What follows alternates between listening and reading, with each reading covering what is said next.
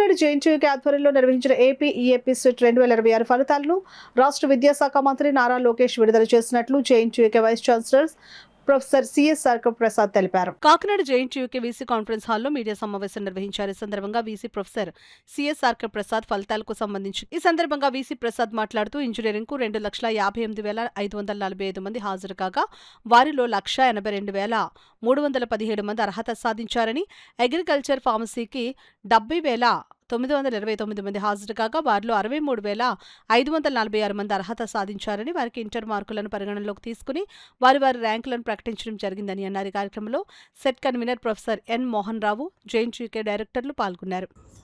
జిల్లా వైజు అట్లాగే Andhra university area, SV university area కింద కూడా చేసాము. ఆంధ్ర యూనివర్సిటీ ఏరియా కింద చూస్తే 97,282 మెయిల్ ఉంటే 77,584 మంది గర్ల్స్ ఉన్నారు. వీళ్ళల్లో 65,449 మంది బాయ్స్, 53,178 గర్ల్స్ పాస్ అయ్యారు.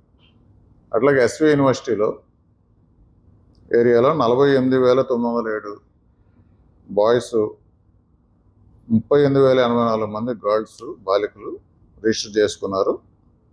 సో వాళ్ళల్లో 30,489 మంది బాయ్స్, 24,814 మంది గర్ల్స్ పాస్ అయ్యారు, అంటే క్వాలిఫై అయ్యారు. అదర్ స్టేట్స్ వాళ్ళు మొత్తం మీద 8,614 మంది ఉన్నారు బాయ్స్. అట్లా 6,101 గర్ల్స్ ఉన్నారు, అంటే మొత్తం 14,000 చిల్లరే రాశారు అదర్ స్టేట్స్ నుంచి. వాళ్ళలో 4,906 బాయ్స్, 3,481 మంది గర్ల్స్ క్వాలిఫై అయ్యారు.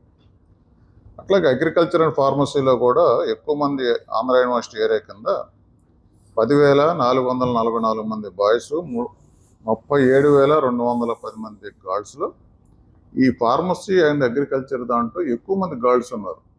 దాదాపు 59,000 మంది గర్ల్స్ ఉంటే బాయ్స్ మొత్తం కలిపినా కానీ 17,000 మందే ఉన్నారు.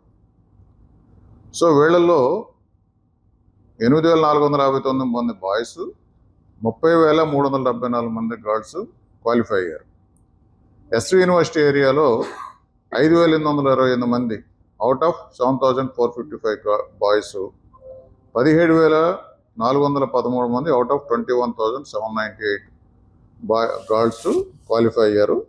అదర్ స్టేట్స్ నుంచి మొత్తం మీద బాయ్స్లో 420 మంది, గర్ల్స్లో 1,152 మంది క్వాలిఫై అయ్యారు. మీకు ఇచ్చిన డేటాలో కూడా ఈ ఓసీ, బీసీ అట్లాగే ఎస్సీ, ఎస్టీ కింద కేటగరైజ్ చేసి వాళ్ళు ఎంతమంది రిజిస్టర్ చేశారు, ఎంతమంది క్వాలిఫై అయ్యారు అనేది డీటెయిల్స్ కూడా ఇవ్వడం జరిగింది.